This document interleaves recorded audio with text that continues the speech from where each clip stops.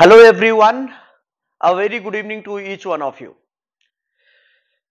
My dear viewers and all my dear students, let us discuss a very important question relating to theft, right? That is, the question is that A thrusts his hand into the pocket of B to pick the pocket.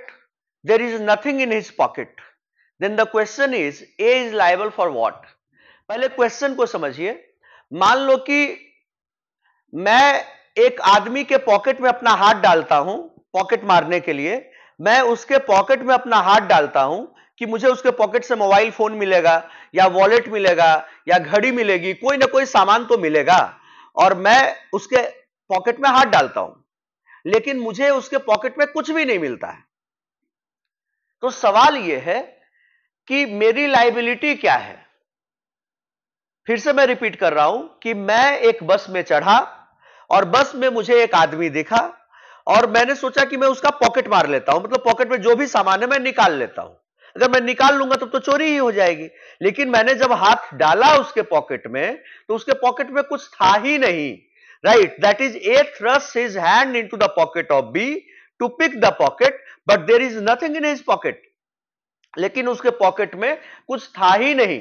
तो सवाल यह है कि A is liable for what. A किस चीज के लिए liable है?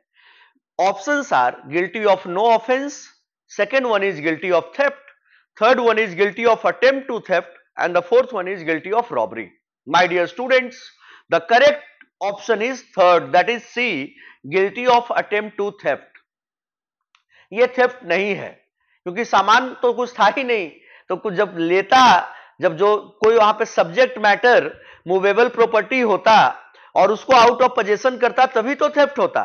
लेकिन यहां पर तो कोई प्रॉपर्टी मिला ही नहीं. लेकिन अटेम्प्ट तो लिया ना आपने, अटेम्प्ट तो लिया आपने, इसलिए the person shall be held to be liable for और guilty for attempting to cause the theft. Theft cause करने के अटेम्प्ट के लिए लायबल होगा.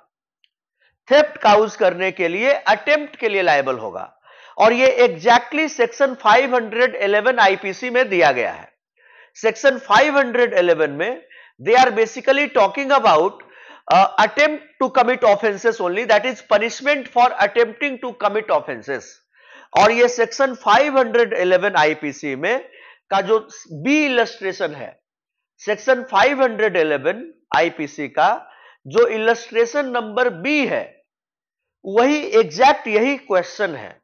आप याद करो, लगभग डेली मैं आपको क्वेश्चन कराता हूं और मैं सारे में आपको यही बोलता हूं, लगभग क्वेश्चन में जो क्वेश्चन रहता है आपके एग्जाम का, वो क्वेश्चन पूछा गया है आपके बुक से ही, आपके बेयर एक्ट से ही, और बेयर एक्ट का एग्जैक्ट इलस्ट्रेशन डाला जाता है.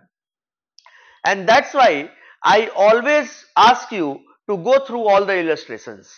Section 511 which talks about punishment for attempting to commit offenses, उसी का option B, sorry illustration number B is this question कि अगर कोई भी आदमी किसी के पॉकेट में हाथ डालता है पॉकेट मारने के लिए, लेकिन अगर उसको कुछ भी नहीं वहां नहीं मिलता है, तो ये attempt to commit offences, that is attempt to commit theft, ये हुआ. तो option C, that is guilty of attempt of theft, will be the right option. I hope that you have understood this concept. और अगर इसके बाद भी अगर आपको कोई डाउट लगे तो आप हमें खुल करके मैसेज कर सकते हैं. Thank you everyone for watching me. Stay tuned on India's biggest law learning platform, that is on the YouTube channel of Chanakya CLAT classes and Chanakya Judicial Academy for all the conceptual clarity with regard to law subjects. Jai Hind, Jai Shri Ram.